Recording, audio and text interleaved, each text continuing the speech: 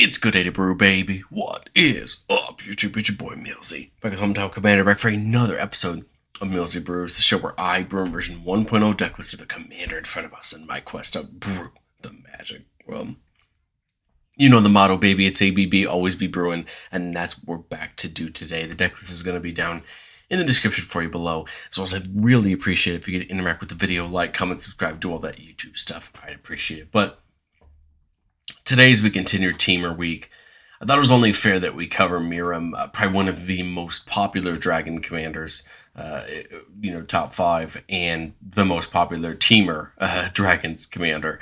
I wanted to do Miirym justice in really one way, and that was the episode you're currently watching is the normal episode of Millsy Brews, setting myself to my $300 budget, making Miirym. But also up today is going to be a more no-budget version, using some of the high-dollar dragons you'd expect, and going up to bracket 4 and having more fun. So both of those are going to be up on the channel for you today, depending on which you're interested in.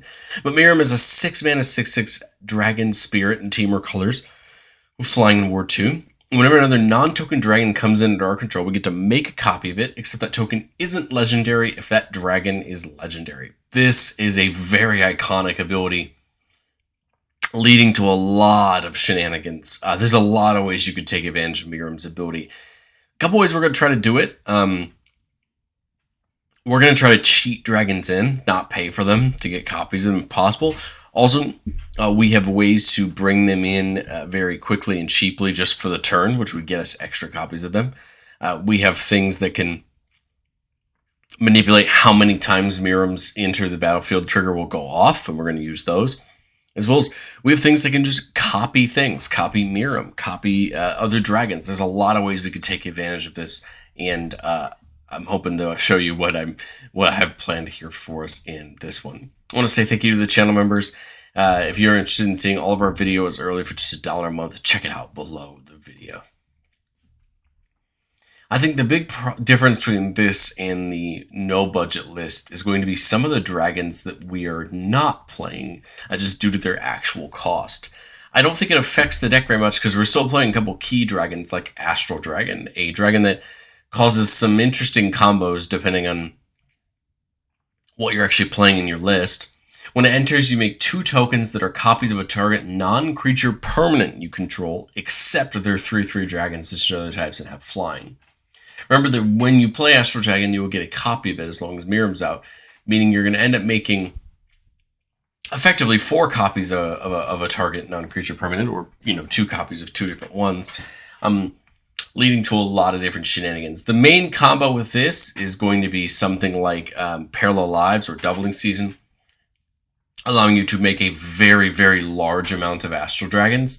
If you want to go that route and play into that combo, you just need to find some way to damage your opponents when those come in, and you are home free. You're going to probably just nuke the table out, and that is technically legal, I think, in bracket 3, because it's not a 2-card combo, and it would take a long time to set up. So that is an option.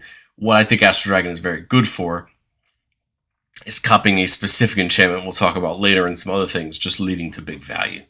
Atarka just makes a ton of sense, being able to have 2 of them, especially on a non-legendary version of one of them, just handing out double strike and being a very big attacker. Same thing with Blast Furnace, giving all of our creatures double strike. Just being a big attacker and getting multiple of them means just more damage. I like this because then we kind of have 2 copies of this ability in our deck. But it's not just old dragon. Miirym got a ton of new toys for it to use in its disposal, and a couple interesting ones. A new one in Broodcaller Scourge, a 7-mana 5/7 that whenever one or more of our dragons hit a player, we can put a permanent with a mana value less than or equal to that damage from our hand on the battlefield. This is really nice because Miirym does not care about cast. Miirym cares about enters, meaning that those dragons we put down are then going to get copied and lead us to great things. Deceptive Frostkite seems like a really cool dragon for this deck. It comes in as a copy of a creature you control with power 4 or greater, except it's a dragon to its other types. So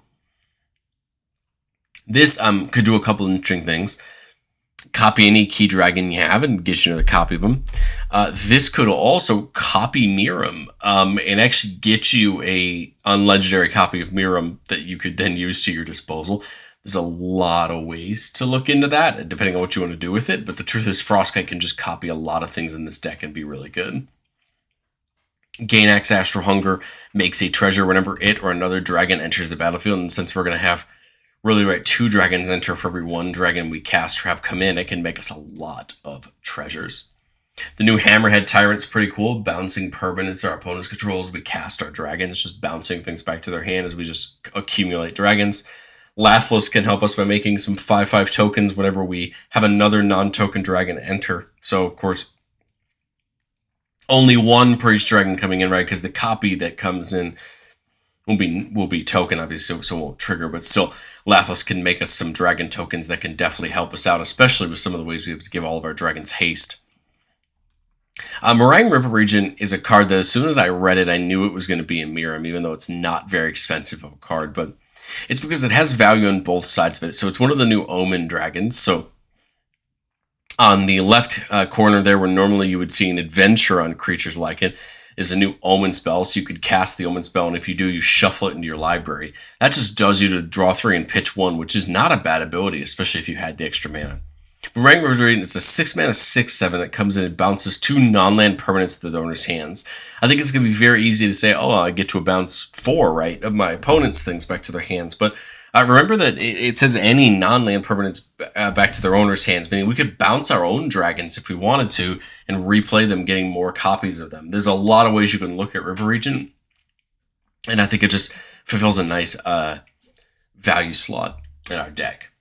Red Dragon here is here to replace a couple of our big dollar dragons we can't play in here, but I actually really like Red Dragon. So this is a 6 mana 4/4 that comes in and deals 4 to each opponent, effectively doubling to 8, right, because of its copy. And becomes a really nice copy target for any of our abilities later that want to copy, because then you can just really just dole out dragons to your opponents.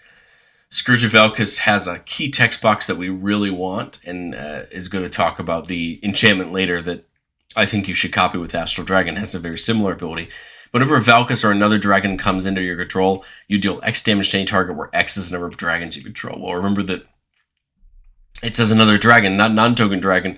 So every dragon and copy of a dragon that comes in is going to trigger this ability, dealing out increasing damage every time to targets. They could be permanents, but I think a lot of times they're going to be players just damaging them out as we go. Thundermane Dragon extends our hand, lets us look at the top card of our library, and we can play creatures off the top as long as they're power 4 or greater, which is at almost every dragon in this deck. And then the positive is if we cast a creature spell from the top, it gets haste, so our dragons can come in with haste and get in the turn they come in. Twin Flame Tyrant is going to double all the damage a source we control would deal to an opponent or permanent opponent controls. This works really great with that Scourge of Velkus plan. Works really great with just combat and allows us to really hit our opponents. Tyrants of Care Ridges, when it comes in, deals 4 damage to any target. Again, another one of these dragons that can come in and get doubled up, dealing not 4 to each opponent like with Red Dragon, but still dealing out some damage at the right time. And then, of course, we get to play the new Wyrm of the Unwritten, the 7 mana 7/7 legendary spirit dragon. That when it comes in or attacks, lets you look at the top 8 and put a dragon from among them onto the battlefield. This is a killer ability because you're going to get it twice. The second Wyrm that's the token is non-legendary, so it's going to stick around, and then on future turns you could attack and just get more dragons in. I'm very excited to see how this card specifically performs in Miirym. But I think where you take Miirym up to the next step is trying to find ways to get dragons in for less mana. You have spells like See the Unwritten or Last March of the Ends that can allow you to, either draw cards or look at a bunch of cards off the top of your deck and put some creatures onto the battlefield for free. Those are key abilities allowing you to not have to pay mana for them, but still get them in and get the copies. Cryptic Gateway has a really fun ability. So you could tap 2 untapped creatures you control to put a creature card from your hand that shares a type with each of the creatures tapped this way. This can make a really fun loop for you to play a dragon, get a copy of it, tap those 2 immediately to the Great Gateway to put another dragon down. Just getting all your dragons in that way to just get all the copies down, trigger any ETBs you want to, and just start creating a fun board state. You also have the option of something like Sneak Attack. For a red mana, you could put a creature from our hand on the battlefield. It gets haste, and it sacrifices at the beginning of the next end step. But Miirym makes a copy of that dragon, and that dragon doesn't have to be sacrificed, meaning that you kind of get that flash in the pan version of the dragon, but you get a version of it to keep. And the nice thing about sneak attack is if you snuck in a legendary dragon, right, the copy that Miirym makes isn't legendary, so you could always replay that dragon again. So sneak attack can be very volatile, especially with a couple of dragons in your hand, to get nice copies of them while still giving them haste. But this is the section I think really matters, and this is where I think Miirym sets up its value and starts to really hone in on what it wants to do. So the other copy of Scourge of Valkas that is strictly better is Dragon Tempest, an enchantment that says whenever a creature you control with flying enters, it gets haste until it turns. So every dragon that comes in, it gets haste, and that's huge, especially when you're making those copies. But whenever a dragon you control enters, it deals X damage to any target or X number of dragons you control. I think one of the best uses of Astral Dragon is to copy Dragon Tempest. And the reason is because not only do you get all of those triggers, but they all get haste, they can all get in for damage, and you're talking about putting a ton of damage because all the Dragon Tempests are going to see each other enter, and it's just going to be a mess of triggers of damage as these dragons come in, as the copies come in, just spreading damage out there. Imagine 5 Dragon Tempests on a battlefield instead of 1, and you could start to see just the amount of raw damage that's going to come out of that interaction. We have things like Elemental Bond that'll draw us cards whenever creatures with power 3 or greater enter. Note that doesn't say non-token, so any of our dragons and their copies are going to allow us to draw cards, refilling our hand and keeping us going. An enchantment that, I'll be honest, I didn't catch the first time I read it, but when I was doing an update on my version of Miirym that I've had together for a while, I read this card and I was like, man, this makes a ton of sense. So it says, whenever a non-token creature with power 4 or greater enters under your control, populate. So my understanding of how this is phrased and how populate works, populate doesn't target, meaning that technically you can have Miirym go off before life finds a way to make a copy of that dragon and get a second copy of the dragon that just came in, which is a really huge ability depending on what dragon comes in. Even if it doesn't work that way, think about what this does. This means, hey, every real dragon that I have come in can copy another dragon copy that I made before it, just allowing you to get crazy copies of some things that you may have in order to have multiples of them and double up on those effects. And that's well worth the 3 mana in a deck that wants to make those tokens anyway. Temur Ascendancy is kind of like another version of that Elemental Bond ability, except it's power 4 or greater to draw a card, but it just flat gives all of our creatures haste, meaning that everything's coming in and going to be able to attack. We're also playing Garruk's Uprising, a very similar card to this, drawing us when those creatures come in. Molten Echoes is a card I really like. It works really well in the deck. When it comes in, you choose a type. Obviously, we're going to choose dragons. And whenever a non-token creature of that type comes in, we get to make a copy of it. The copy has haste, and we sack it at the end of the turn. So again, another copy of that dragon being able to hit into our opponents. And then Virtue and Knowledge is a 5-mana enchantment that's just going to literally double any trigger that happens if a permanent enters the battlefield under our control. It's going to double Miirym, double Dragon Tempest, double all these draw spells. It doubles a lot of things, and this and other Panharmonicon style effects can be really useful to not only double Miirym, but double so many other abilities in our decks. I think the last thing that we need to consider is we can make copies, specifically of Miirym. We have things like Spark Double and in Ereticus's File Duplication that can make copies of Miirym, giving us multiple copies, right, of a dragon each turn. But a card I really like the idea of in this deck, I just have yet to completely see it out to its full fruition, but I think you can see it, is Doppelgang, a triple X green and blue spell that says for each of X target permanents, you make X copies of them. So effectively, for each set of the X's that you put in, you're making one more target of each of, one more targets or one more copy overall of each of, those more permanents. So at 1, you're making 1 copy of 1. At 2, you're making 2 copies of 2 permanents, and you get to pick the permanents. It doesn't have to be your permanent; it could be your opponent's as well. There's a lot of scenarios where I think Doppelgang could be really good. Making copies of Dragon Tempest or some of our abilities, making copies of, if you ever manage to get a non-token or non-legendary copy of Miirym, you could make a ton of copies of that. There's so many ways to look at Doppelgang, and I think because it can also target your lands, your mana rocks.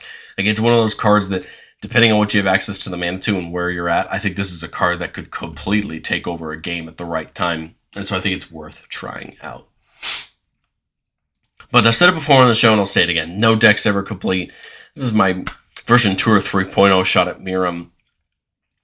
But the truth is, I think a lot of the absurdity of this deck comes from, if I'm honest, the dragons that we can't play in our budget.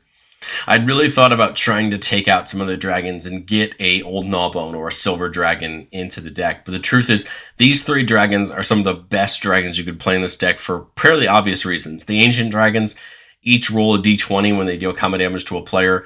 The copper dragon makes you a ton of treasures. The silver dragon draws you a ton of cards and gives you maximum hand size. They are houses of value, and if you could find a way to give them haste or bring in a copy of them with haste, they could completely change a game.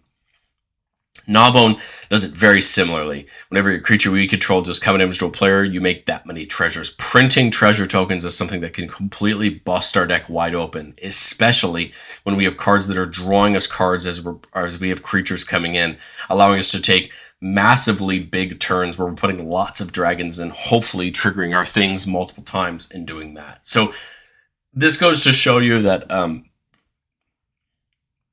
it's not just playing better lands or playing game changers that makes the deck better as we add more money to it. It's certain dragons we just couldn't play here for the cost that I think are really effective for the deck, and we'll talk about that in the other video, right? The no budget version. But let's get into our playtests. Remember, the goal of playtests on our channel is not to find magical Christmas land. It's not to show off our best plays, but it's to determine how we maneuver through a game on our way, play testing our deck. Here we're keeping a 4-lander with that new encroaching Dragonstorm, which can give us some ramp, Thundermane Dragon, and a Cultivate. So a lot of ways here to get access to more mana. There we see Panharmonicon. We'll get this forest in. Not much we're going to do turn 1. I think we're going to find the same thing turn 2. Turn 3, my thought here is to cultivate. Go ahead and get a island just so we have all of our colors, and then we'll go ahead and just throw. We got 2 red, 3 green. I don't think we'll need the double blue since we have that Maelstrom, but I'll just grab another mountain to make those 3 colors even. And then we will come into our turn 4 with 5 mana. So there's lots of options. We could start putting dragons down, but the truth is I kind of want to focus on getting up to Miirym because every dragon I don't play now is more dragons when we get there. So Maelstrom is a new land from Tarkir. You can tap for mana color to cast a dragon or an omen, and for 4 you could sack it, just go get a dragon of your choice and put it into your hand. But here I think I'm going to go for the Dragonstorm. I think just this one extra turn I think just this one extra turn, we're going to get a forest instead. Just this one extra turn of ramp is, I just think, going to really set us off here in a nice direction, as we would then turn, untap for turn 5 with 3, 6, 8 mana. Lots of mana at our disposal. Miirym feels like a pretty fair choice here, picking up the Dragonstorm, and now we're in great shape for next turn. We could have conversely tried to put things like Life from the Way and Elemental Bond that turn and waited a turn before putting Miirym down, or going for something like that Breaching Dragonstorm. But the truth is, Miirym has Ward 2.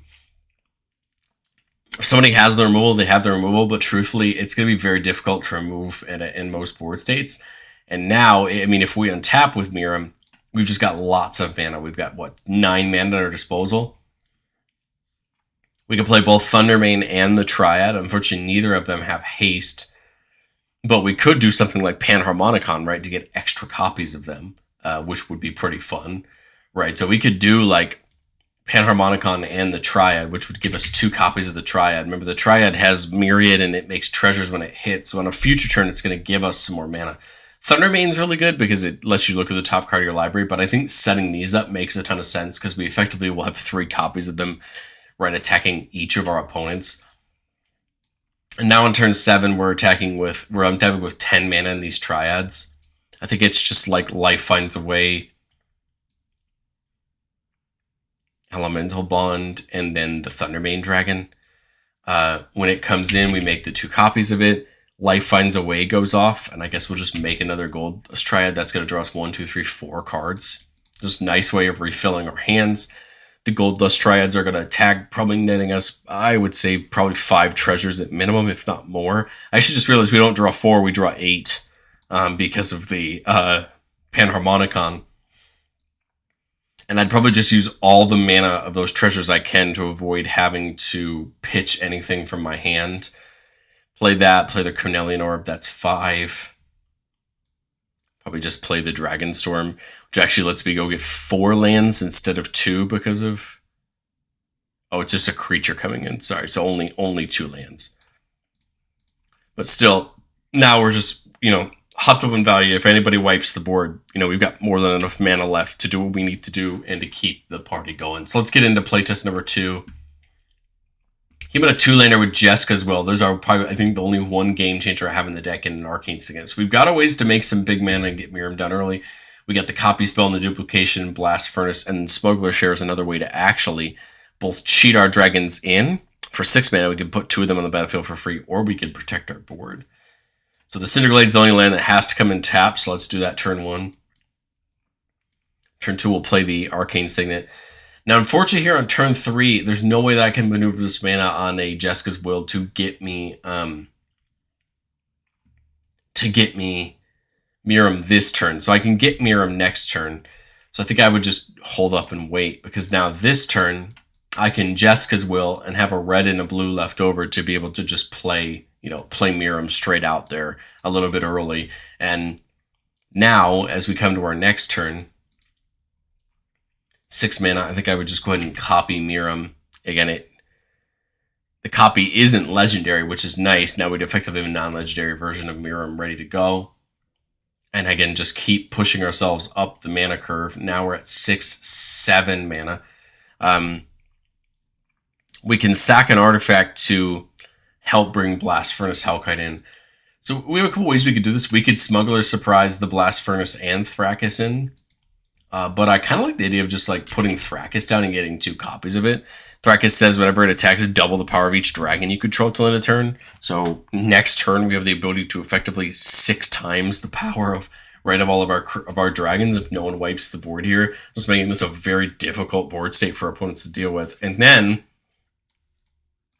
you could go Blast Furnace here, just giving them all double strike when they attack. And I feeling this game is very over. Our commander, knocks somebody out immediately, and you have a couple other tramplers that are at 3 to 6, 6 to 12, 12 to 24.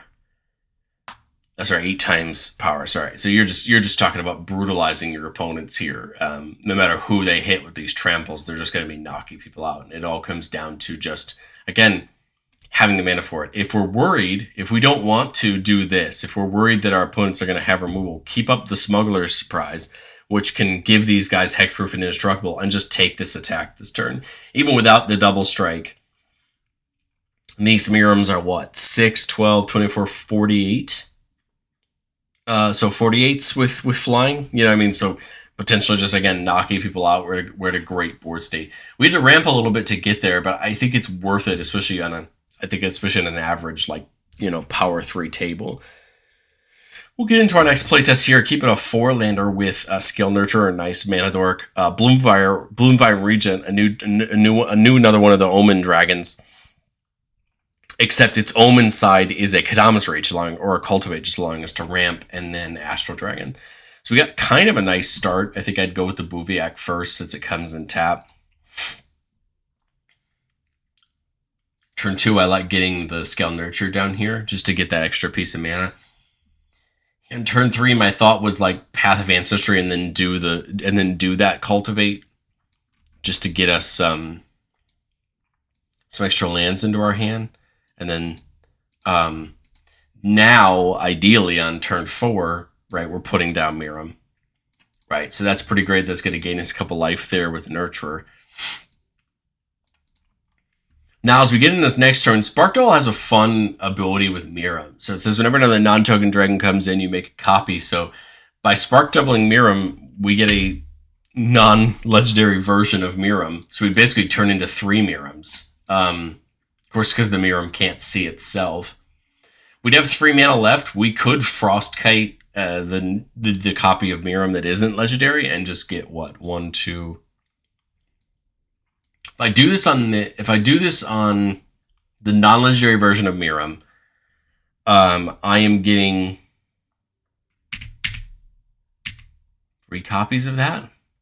Again, just kind of getting wacky and wild here, right? Have the original Miiryms can the original Miirym can attack, but now you just have all of these Miiryms laying around. Again, a board wipe is probably your opponent's only real answer at this point, because just removing the original Miirym is not even that great.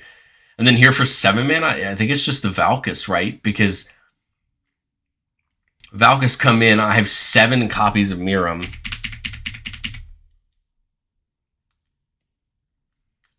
Original one comes in dealing 9 damage to somebody, 10, 11, 12, 13, 14, 15, 16, and then you have the attacks, right? So this is just, these triggers all go on the stack. Somebody either has to wipe the board or stop all this creation. But again, just goes to show you where this idea of copying and some of that can go really out of hand if somebody can't interact with the board state. Let's do one more playtest, just because some of those playtests were kind of short.